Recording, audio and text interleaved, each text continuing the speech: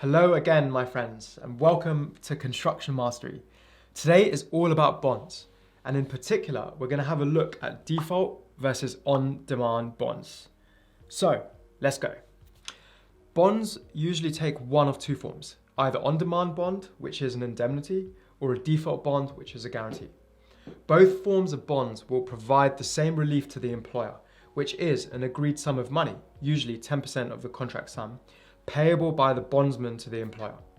And this is usually payable where the contractor has failed to comply with its obligations to the employer to carry out and complete the works under or in accordance with the building contract. The essential difference between an on-demand bond and a default bond is that under an on-demand bond, the employer does not have to prove default, provided that he can show that he has complied with the conditions for demanding the bond.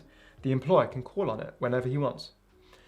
Not so a default bond, where the employer must prove that the conditions necessary to call on the bond have been made. Let's dive deeper into this topic.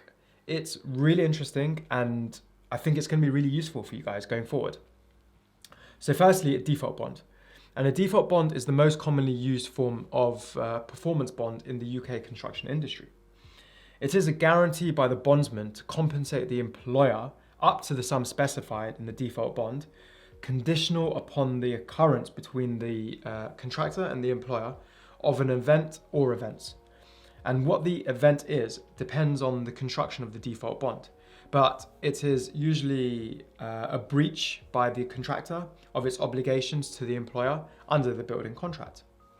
And just to note, the obligations upon the bondsman is usually to satisfy and discharge the damages sustained by the employer. Consequently, the employer cannot call on a default bond, and therefore the bondsman's liability to the employer does not arise under a default bond until and unless the employer can prove either of these 2 points. Number 1, that a breach under the primary contract has occurred, and number 2, that the level of damage suffered by him as a consequence of the breach. So unless the employer can prove these 2 points, the employer cannot at that time call on the default bond. Secondly, let's look at on-demand bonds. And an on-demand bond is an indemnity, which is an undertaking by one person to meet the liabilities of another, provided by the bondsman to the employer to pay a sum of money to the employer on demand. And the contractor, if he is wise, will take into account when quoting his price for the contract, as an on-demand bond can be called upon without proof or conditions. And there is a big risk it could be called upon unfairly, and that is why the contractor will normally factor that risk into his price. And so an on-demand bonds are more expensive than default bonds. And on receipt of a call on the bond, the bondsman will simply check to make sure that the conditions for calling on the bond are met. And if they are, the bondsman is compelled to pay the amount claimed in the call in full, up to the maximum value of the bond. Therefore, the effect of providing an on-demand bond rather than a default bond is to deprive the contractor of the benefit of all the safeguards built into the contract. And depending upon the bargaining powers of the contracting parties, an on-demand bond should be resisted by a contractor. There are very few ways in which the call on an on-demand bond can be defended.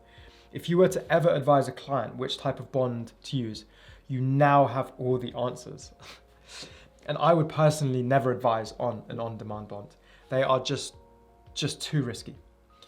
And that's it for this video. So if you have any questions, feel free to message me and DM me, and my email address is hilan@constructionmastery.com.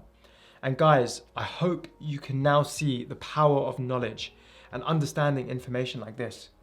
It is so important that you have all these facts at your fingertips and you understand them well enough to advise in any situation. We want you to be world-class quantity surveyors, project managers and building surveyors.